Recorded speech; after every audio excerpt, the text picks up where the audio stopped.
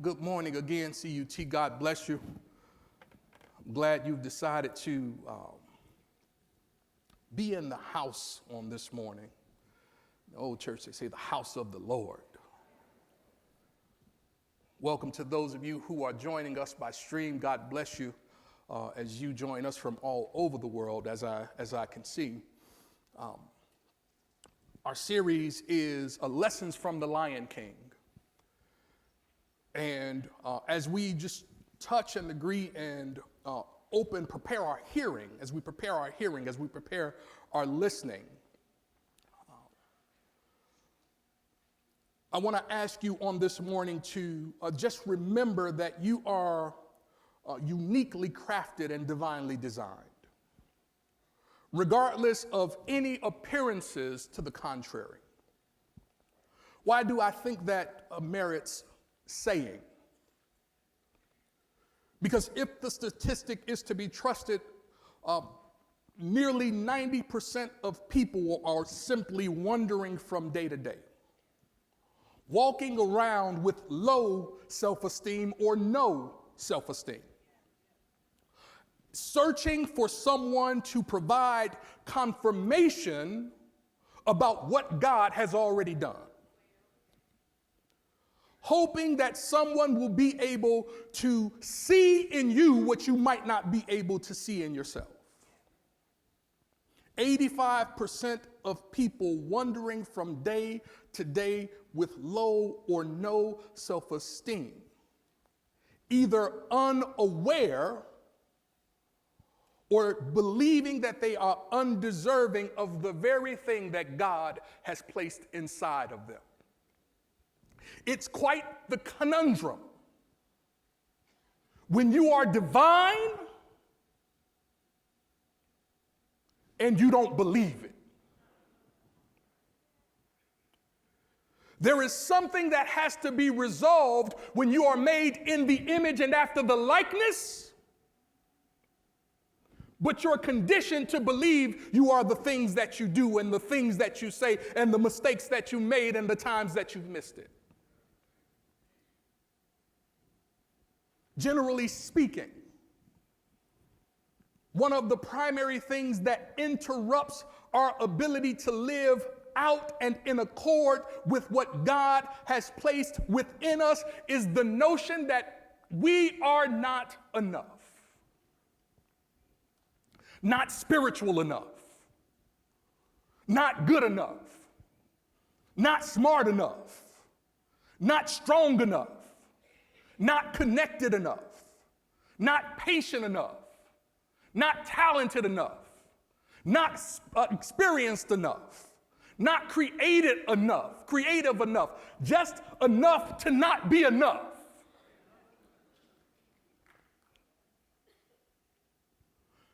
And we hold that against somebody suggesting that you are made in the image and after the likeness of God.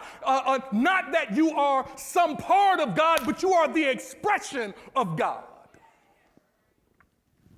How do we reconcile the notion of not being enough of whatever against being one with all that is?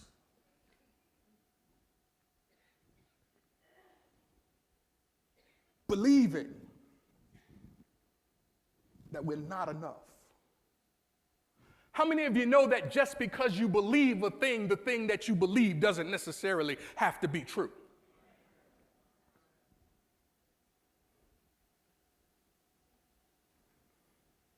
And so when we come to the Lion King,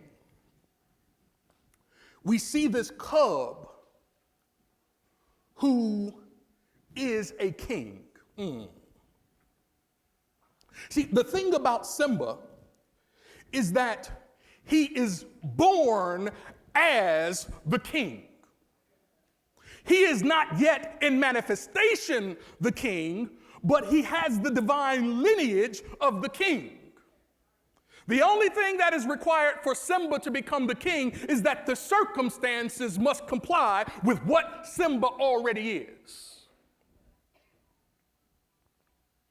And so Simba, who is the lion cub, for those of you who have not seen the Lion King, Simba's the baby cub. But Simba makes some mistakes. And one of Simba's mistakes is a decision that plays into the tragic death of his father. And so, like many of us, Simba carried the weight of his mistakes. He carried the weight of his decisions. He carried that weight, and as he carried the weight began to erode his sense of who he was and whose he was. But Simba got lucky. He came to a place called Christ Universal Temple in the jungle. And he ran into a couple of teachers. And the teachers were teaching basic principles, and one teacher's name was Pumbaa, and the other teacher's name was Timon. Next semester, as the semester comes, look for those teachers on the roster. You might want to get their class. But one of the first lessons that Timon and Pumbaa taught Simba was that you have to put your past behind you. See, because Simba was ready to live out of his past. He was ready to diminish his possibility because he felt like his mistakes were too much to overcome. Simba was resigned to not being the king because he had convinced himself that he could not stand in his greatness despite his past. And so fortunately for him, there was an angel on 119th Street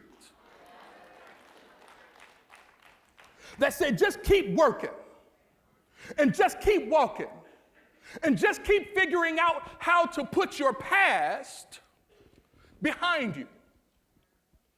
For many of us, maybe not in this room, the primary thing that is keeping you from living as royalty is that you put your past in front of you. And we keep making decisions based upon the mistakes we've made. We keep looking for love in the places that can't give us love. We keep looking for counsel in the calls where folk who we calling ain't got it together either. I know I'm right. I called them too. If they didn't have an answer for me, I know they don't have an answer for you. Miss Cleo talking about she know how to help me.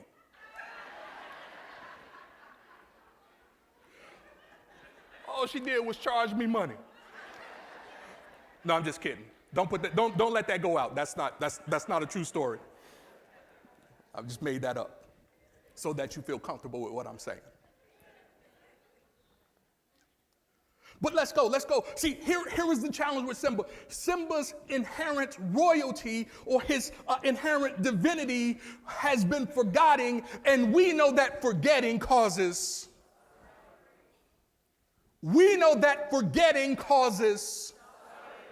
It's right on the board. We know that forgetting causes.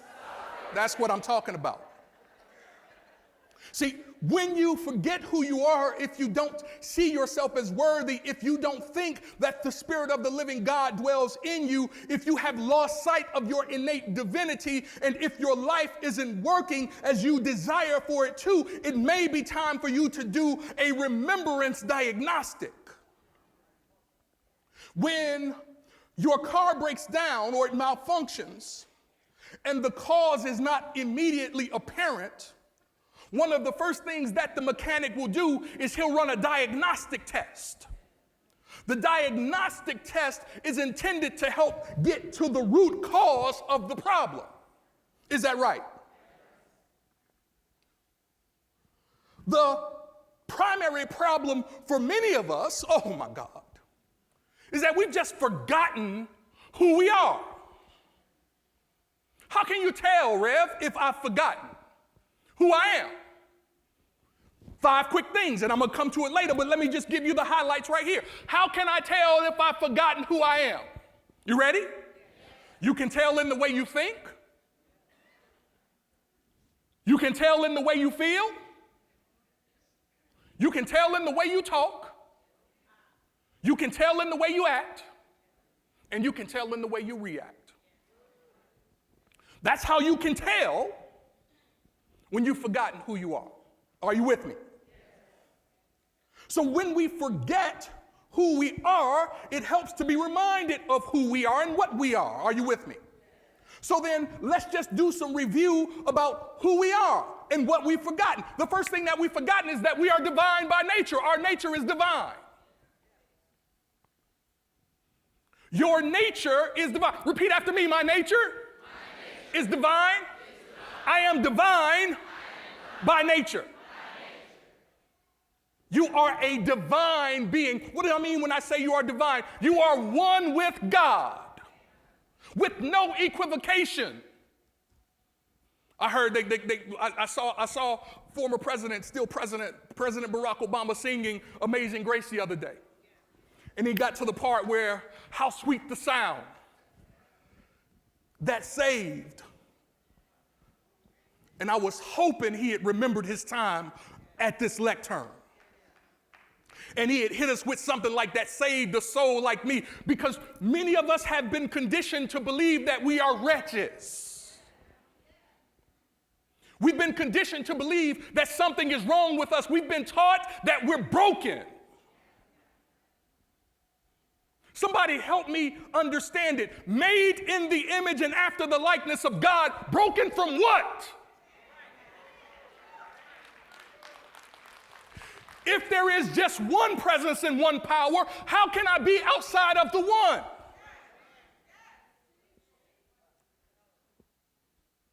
So I am divine by nature. It can be no other way.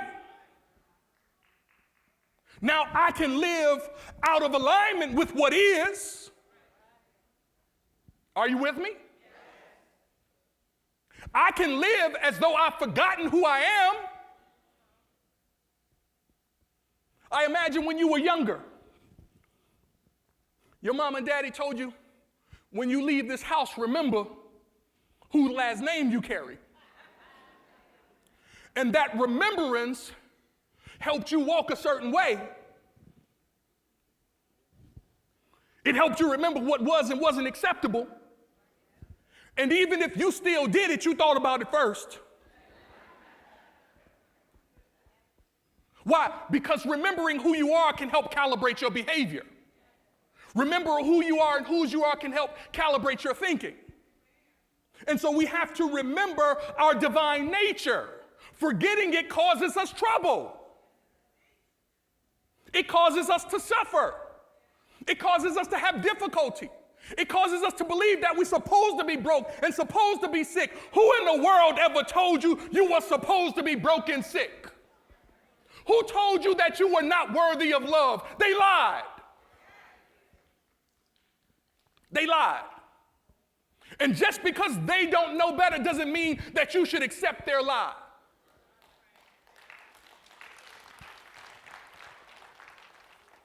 Got to put your past behind you. Got to remember you are a child of God. You're a child of God. Let me show you how God works. Jesus says, if you folk who make mistakes, you folk who experience limitations, you folk who have some challenges, if you folk who in your humanness are not perfect, know how to give good to your children, how much more then does your heavenly Father know how to give good to you? Can I show you the other part of giving? Receiving. Giver. Gift giver. So the question is not whether or not the gift of good is yours. The question is not, what are you ready to receive? What's your level of capacity to receive the things you've been praying for? It can only come through the consciousness that is ready to receive the gift that has already been given. My God. You can get up off your knees because the gift is already ready for you. Get your soul in alignment to receive the good that has already been prepared. That's the work. That's the work, Kim. That's the work, Jackie. That's the work, to get in alignment with what already is. It's already been given. As a matter of fact, it says, to you it has been given. Jesus is talking to his disciples. To you it has been given. See, and to you, those of you who know who you are and whose you are, to you it has been given. Some people don't know. There is a responsibility with knowing, though. It's better to not know and not be able to do than to know. Whenever I coach my folks, EB, especially the ones who know, I just walk them right up to the line. So, what is it you ought to be doing? If I'm in relationship counseling, what is it you ought to be doing? Oh, they know all the stuff to do. But as we talked about a couple weeks ago, there is a difference between knowing and doing. See, the power is not simply in knowing. Somebody talk to me. The power is not just in knowing you are divine. The power is in living out, expressing the divinity.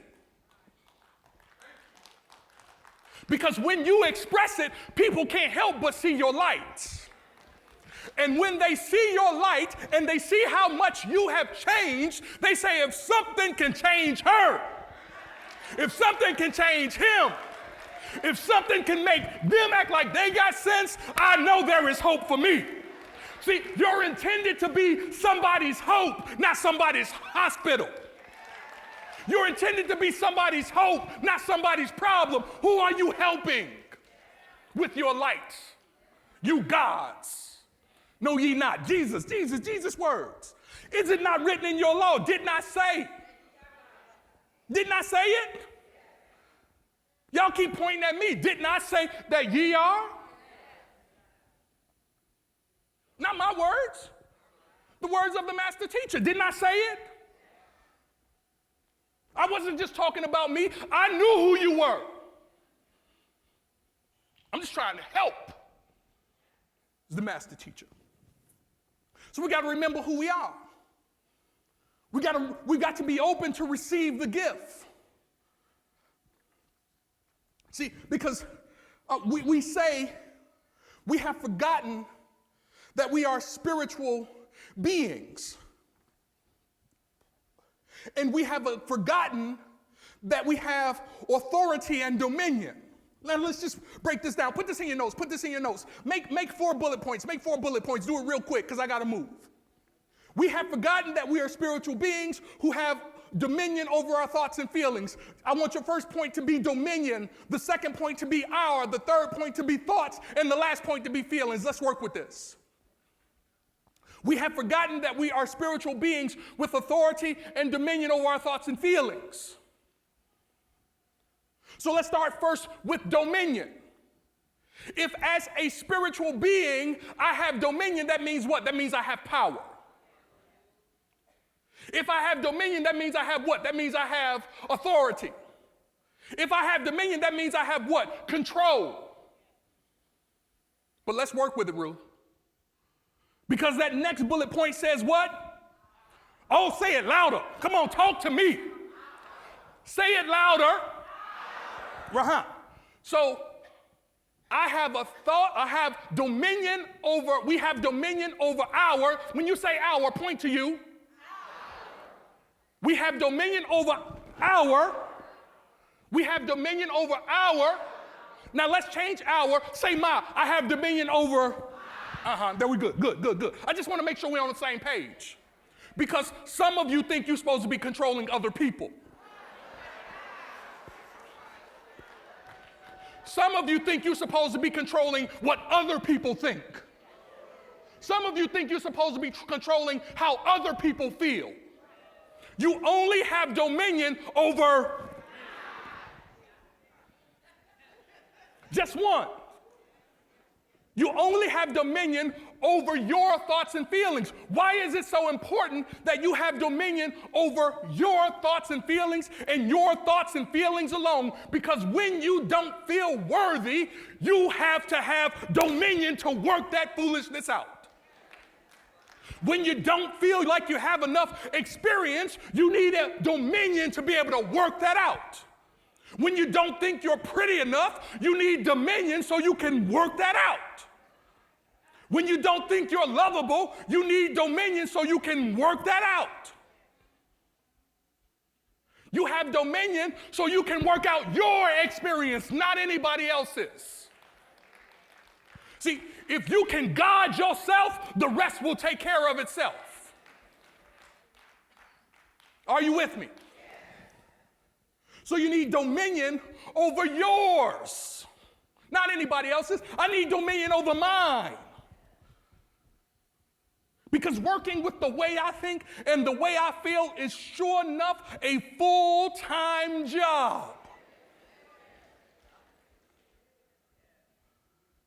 Quieting the noise happening in my soul about what will be and what won't be. It's a full-time job. You mean to tell me I got time to take my attention off getting my thoughts quieted to tell you that you need to quiet your thoughts? And you have to watch it because my thoughts are telling me, yeah, get them straight. Yeah, help them. Yeah, they need help. They need lots of help. Yeah.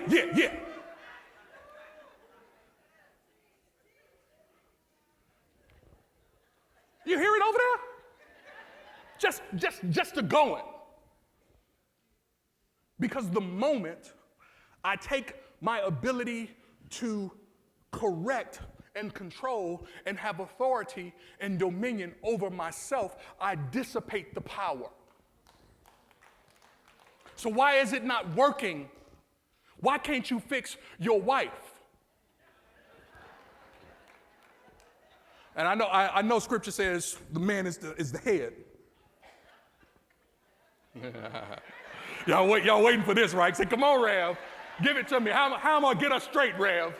I need to get her straight, Rev. Help me, Lord. You know how you get her straight? You get dominion over you. You know how you get him straight? You get control over you.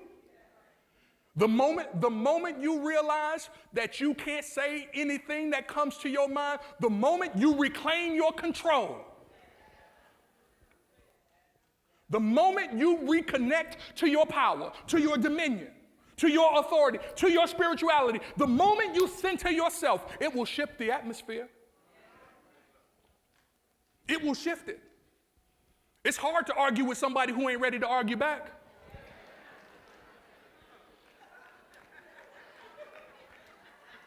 How come you ain't take that trash out? Yes, dear.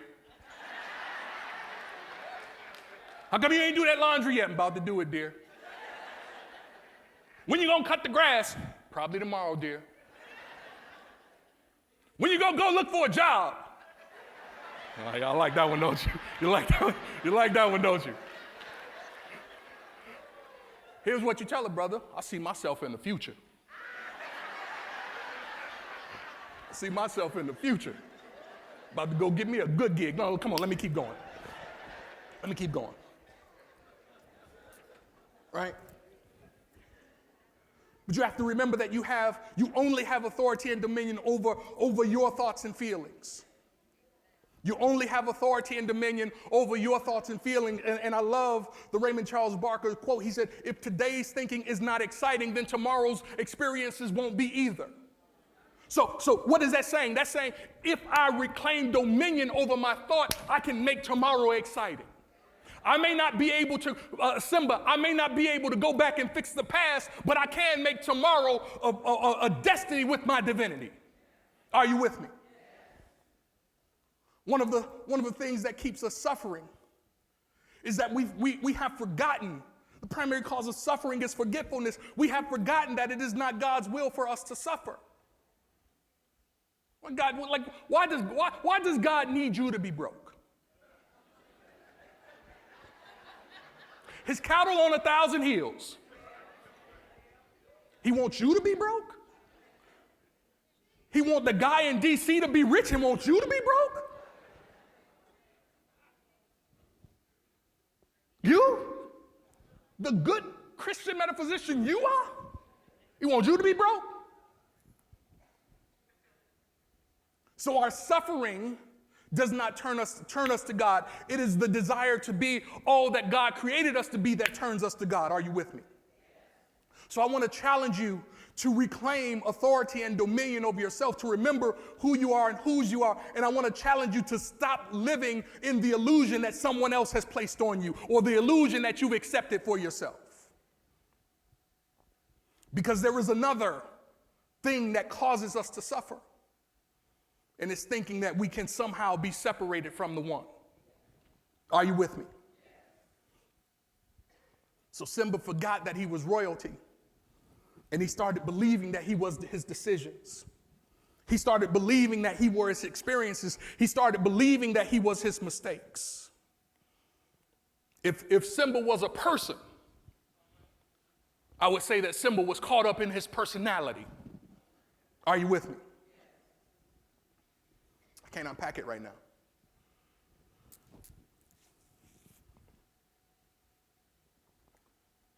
So then, we have to remember, say remember, that you are an heir. Please repeat after me. I am an heir. What does it mean to be an heir? What does it mean to be an heir? An heir is one, put this in your notes, an heir is one who is entitled to receive the quality of the parent. So there are varying degrees of entitlement. Like being a part of a thing for a long time creates entitlement. Or having been told that you can do whatever you put your mind to creates an attitude of entitlement. One of the challenges that I think many of our millennials are working through is the challenge of having been raised in an age of enlightenment where it is abundantly clear that you can become whatever you desire to become.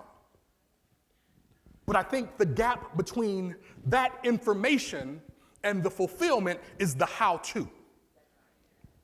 Are you with me? My millennials in the room, there's no judgment. I'm trying to help you. It's not enough to just be told that you can without the how-to. See, what did I say earlier? I said right thinking, right feelings, right words, right actions. See, if you don't do the things that will lead to your success, then you will not have success. Are you with me? And so it's not enough to just be entitled. You have to do the things that enable you to receive that which you are entitled to receive. Are you with me? So then what are the qualities of God that we receive as an heir? Are you with me? I want to just give you 5 of them. The first quality is the quality of life. You receive this quality as an heir. The second quality is the quality of love. You receive this quality as an heir. The third quality is the quality of wisdom. You receive this quality as an heir. The fourth quality is the quality of power. You receive this quality as an heir. Finally, the last quality that you receive is the quality of substance. You receive access to it as an heir. Are you with me? So let's then see what the responsibility is. Oh, yeah, I'm glad you said that, Rev. Because It's one thing to be an heir to receive. It's another thing to be able to carry the whole weight of the responsibility. God does not waste a thing. And so if as an heir you receive it, there is a built-in responsibility to be able to manage it and execute it and express it in your life, world, and affairs. What frustrates folk, you know, is not necessarily living in alignment with the inheritance that they received. I talked about the prodigal son just a little bit last week. See, his challenge was not the inheritance that he received. The challenge was that he didn't know how to use the inheritance he received. Are you with me? And so he wound up wasting the very thing he wanted. Yes? So then how do you get the most out of life, love, wisdom, power, and substance? Life is the idea in divine mind of activity. So then the things that are in your life are supposed to respond to the divine activity that you are one with. Let me say it to you this way. There is an ability within you when you understand how to function in your power to speak to the stuff that's not working and bring it back to life. See, a relationship doesn't have to be over if you know how to speak life to it. Are you with me? A divorce doesn't mean that you can't still be cordial if you know how to speak life to the person that you're separating with. Are you with me? You don't necessarily have to divorce from your money because you make a purchase if you know how to speak life to abundance. If you know how to speak abundance. Are you with me? Love is the idea in divine mind of universal oneness, yes? And yet they are suggesting that there is an epidemic of loneliness. That people of certain ages are finding themselves lonely. See, you can be alone and not be lonely. Talk to me. You can have dinner by yourself and never feel alone.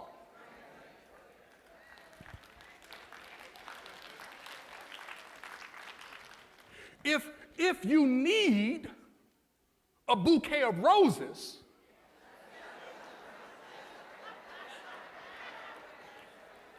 don't wait for someone else to send them.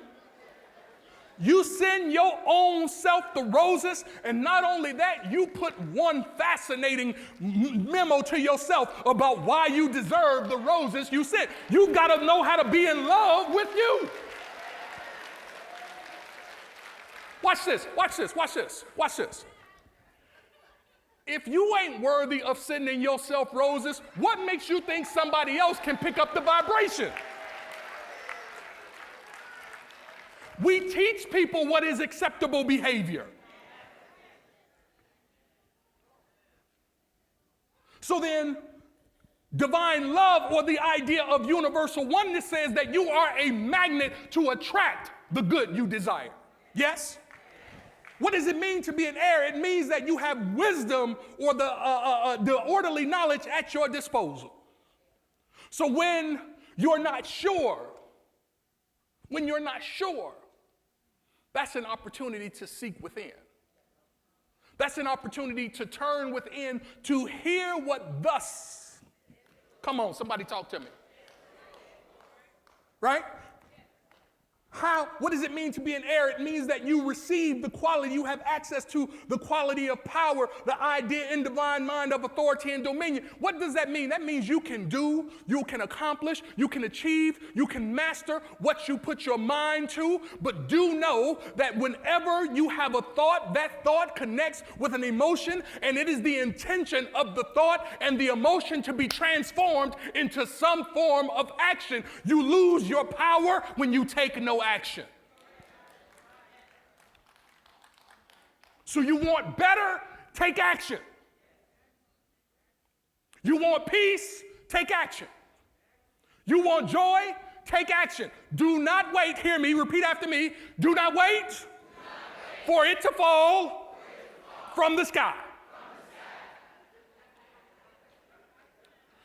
sometimes you have to be willing to create the experience you desire. How do you create it? How do you create it? You activate that final quality. You work with divine substance. What's the power of the song, See Yourself in the Future?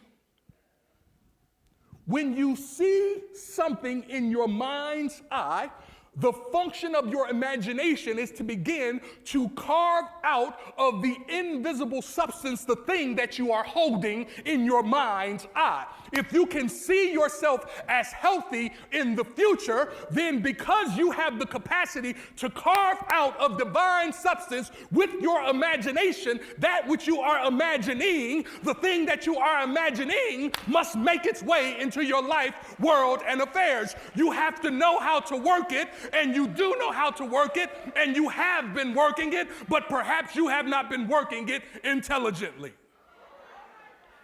Let me just talk to you. What's in your life? I want to help somebody this morning.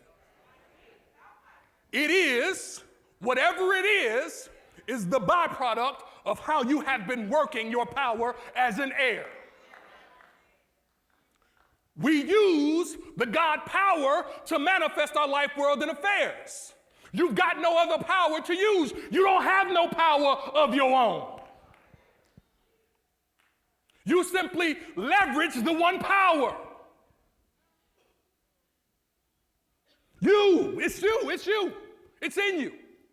Waiting for you, just waiting. I believe we just said it earlier. The kingdom is waiting for me to call it into expression. It's waiting for me to come back to myself. It's waiting.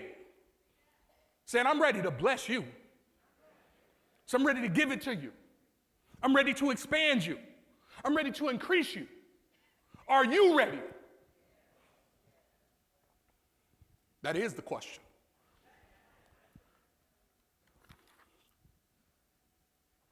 So last, here, we're going to take this, and actually, this is a good place to drop off right here because we're going to come back to this in a couple weeks. So what are the responsibilities of an heir? What are the responsibilities of an heir? You've heard me say this before. I believe Eric Butterworth wrote this. That he said a mule can carry a heavy load of precious gold on its back and never know the preciousness of the cargo, only the weight of the cargo. So you and I are carrying a precious cargo as a part of our responsibilities as an heir. So what are those responsibilities? I said them to you earlier. We'll just take them again, and we will pick them up in a couple weeks. There are 5 responsibilities that you and I have. We cannot get around them. They are absolutely intricate principles in shaping our life, world, and affairs. They are principle in shaping our life, world, and affairs. The first thing that is absolutely critical that you've got to get in control of is your thinking, right thinking. Got to get in control of it. The second is right feeling. These are responsibilities as an heir. The third is, somebody didn't take notes. Right thinking, right feeling, yes, right words, right actions, right reactions, right? So those of you who didn't know that, I need you to be in class in September. You with me? Those are the responsibilities. We will unpack those in just a few weeks. Now, if you didn't get any of what I said today, just remember this. The primary cause of suffering is forgetfulness. So let's invert it. If the primary cause of suffering is forgetfulness, then the primary cause of increase, the primary cause of expansion, the primary cause of prosperity, the primary cause of abundance, the primary cause of healing, the primary cause of joy, the primary cause of understanding. If the primary cause of suffering is forgetfulness, then the primary cause of good is remembering. So remember who you are and whose you are. Put the past mistakes, the past failures, the past overlooked opportunities, the past bad decisions. Put those things behind you and walk victoriously into the purpose and the future that has been prepared for you. In the beginning, I knew you. Before you were formed, I knew you. You are an heir of God. God bless you.